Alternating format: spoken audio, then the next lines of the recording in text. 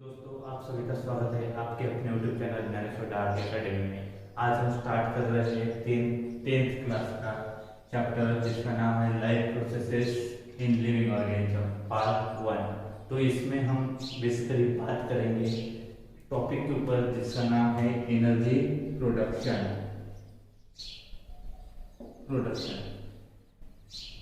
Energy का production हमारे body के अंदर कैसे होता है वो आज हम पढ़ने वाले हैं। हमारे बॉडी के अंदर एनर्जी किस फॉर्म में होती है? वो होती है एटीपी के फॉर्म में। एटीपी का लॉन्ग फॉर्म क्या है? Adenosine triphosphate. तो हम जो भी कुछ फूड खाते हैं उससे हमारी एनर्जी कैसी बनती है ये पूरी प्रोसेस हम इस लेक्चर में देखेंगे।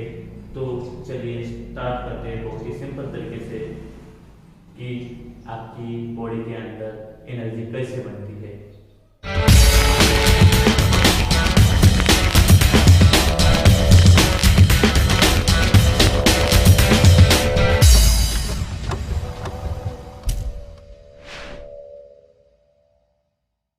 तो होता क्या है, हम जो भी फूड खाते हैं उसमें क्या होता है? कार्बोहाइड्रेट्स होते हैं। उनमें क्या होते हैं? कार्बोहाइड्रेट्स। तो कार्बोहाइड्रेट्स, ग्लूकोज एक कार्बोहाइड्रेट का टाइप है, ठीक है।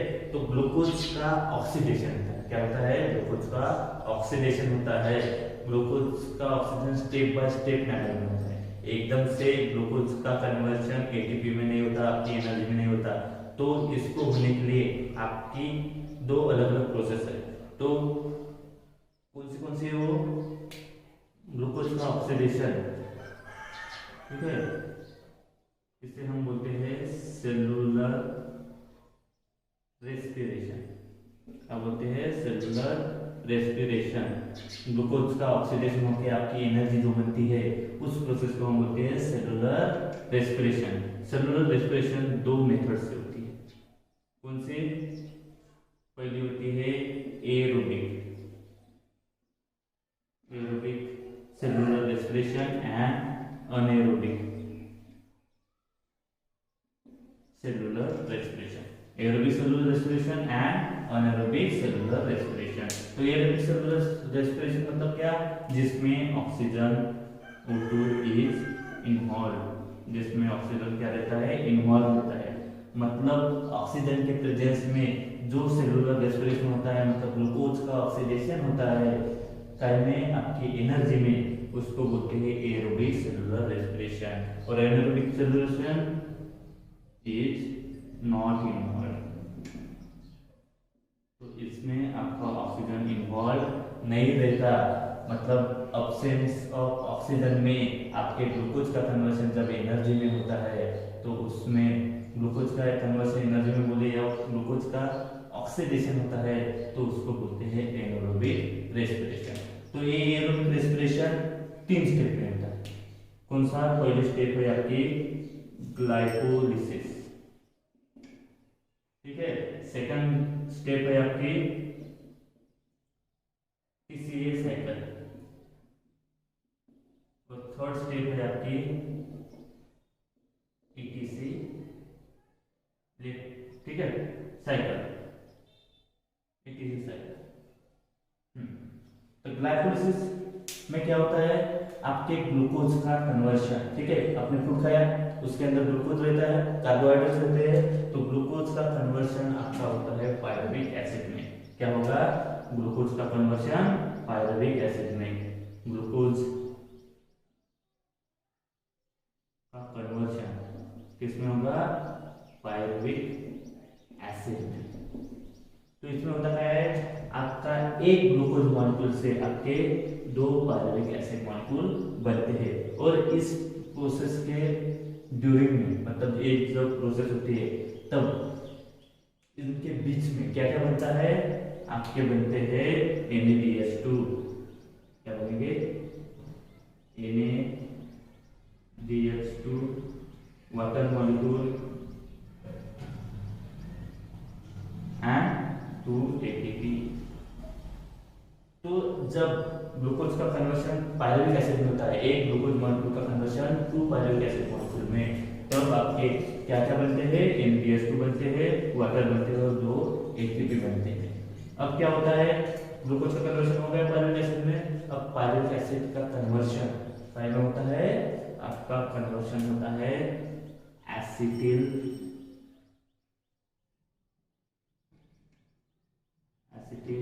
कोएंजाइम ए में। पायरुवेट एसिड का कन्वर्शन किसमें हुआ? एसिटिल कोएंजाइम ए में। इस प्रोसेस के अंदर में भी क्या बनते हैं आपके NaDH2 CO2 and water molecules. ठीक है, तो ये प्रोसेस ग्लाइकोलाइसिस प्रोसेस आपकी किसके अंदर में होती है? वो होती है आपके साइटोप्लाज्म। ये प्रोसेस आपकी होती है साइटोप्लाज्म में। ठीक है, देखिए क्या होगा, ये आपका सेल का स्ट्रक्चर है। आपने क्या खाया?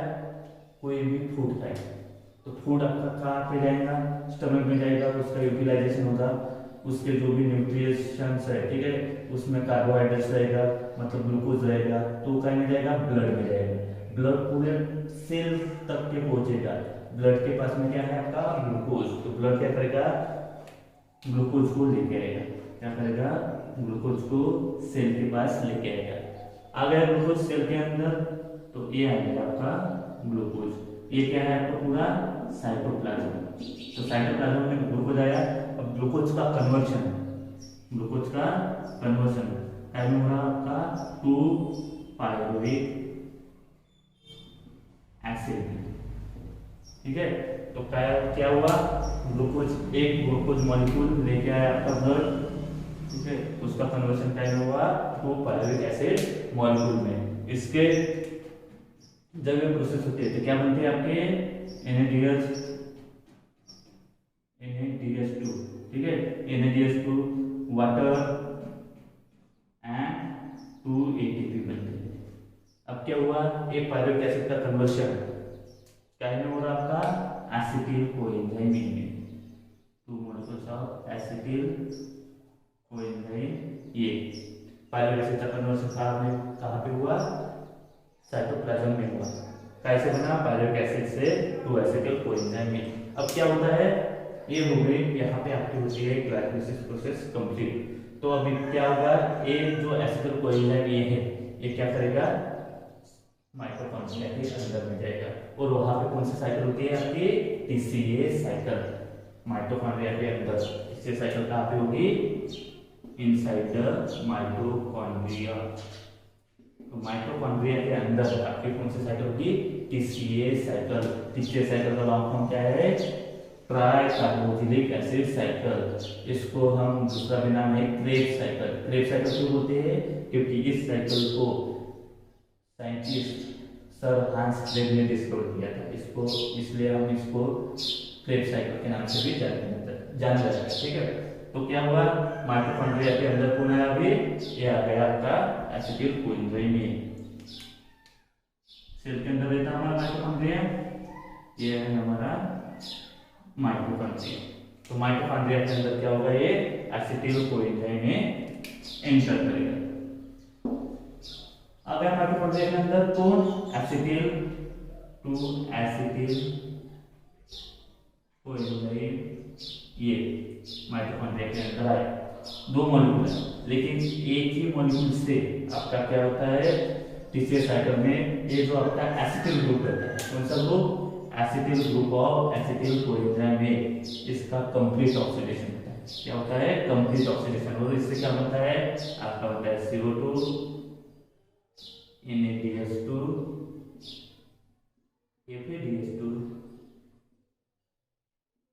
FeDH2 water. क्या बना? आपके माइटोकॉन्ड्रिया के अंदर कौन आया? एसिटिल कोएंजाइम में। एसिटिल कोएंजाइम का एसिटिल ग्रुप जो होता है वो कंप्लीटली ऑक्सीडाइज होता है, और उससे क्या बनता है? कार्बन डाइऑक्साइड बनता है, NaDH2 FeDH2 एंड वाटर बनता है। तो हो गई, ये प्रोसेस हो जाती है यहाँ पे कंप्लीट।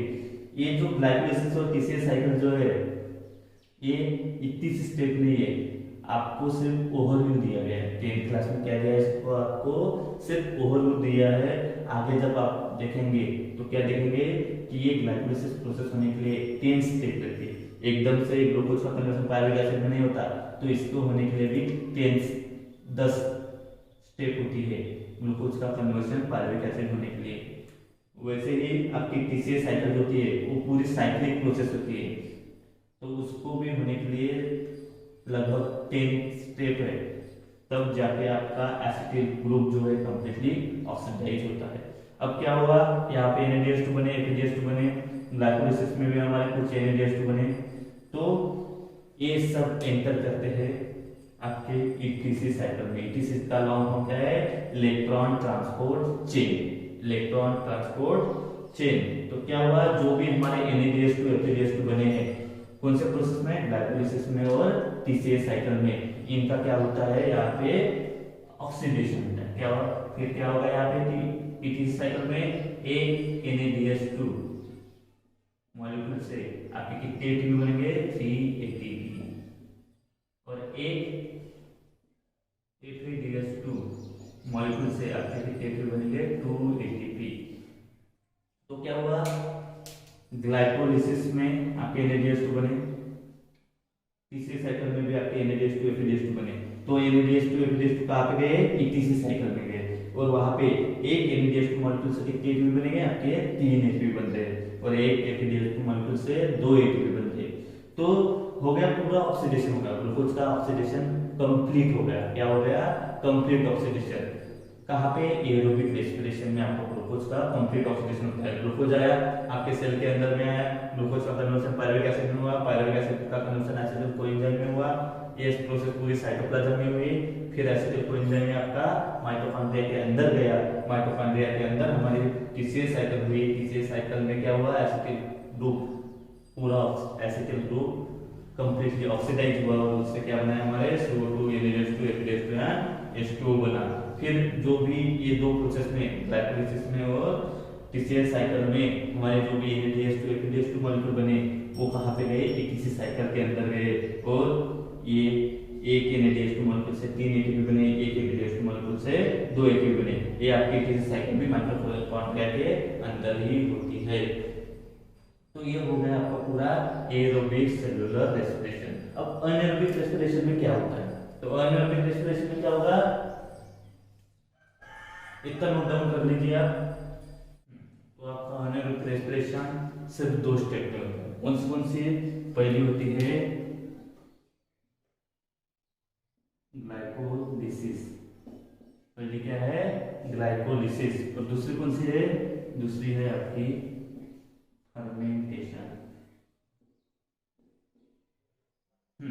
ग्लाइकोलाइसिस में क्या होगा, सेम जैसे हमारा होता है ना ग्लूकोज का कन्वर्शन पायरुविक एसिड में, 1 ग्लूकोज का कन्वर्शन 2 पायरुविक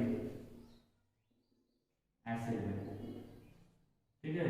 तो क्या हुआ, एक ग्लूकोज का कन्वर्शन पायरुविक एसिड में हुआ, लेकिन इस पायरुविक एसिड का कन्वर्शन एसिटिल कोएंजाइम में नहीं होता है, इसलिए वो माइटोकॉन्ड्रिया के अंदर नहीं जाता। फिर क्या होता है, ये पायरुविक एसिड का फर्मेंटेशन होता है। क्या होता है, फर्मेंटेशन, पायरुविक एसिड का फर्मेंटेशन, और फर्मेंटेशन होने के बाद उससे डिफरेंट प्रोडक्ट बनते हैं, जैसे alcohol, vinegar, vitamin, lactic acid.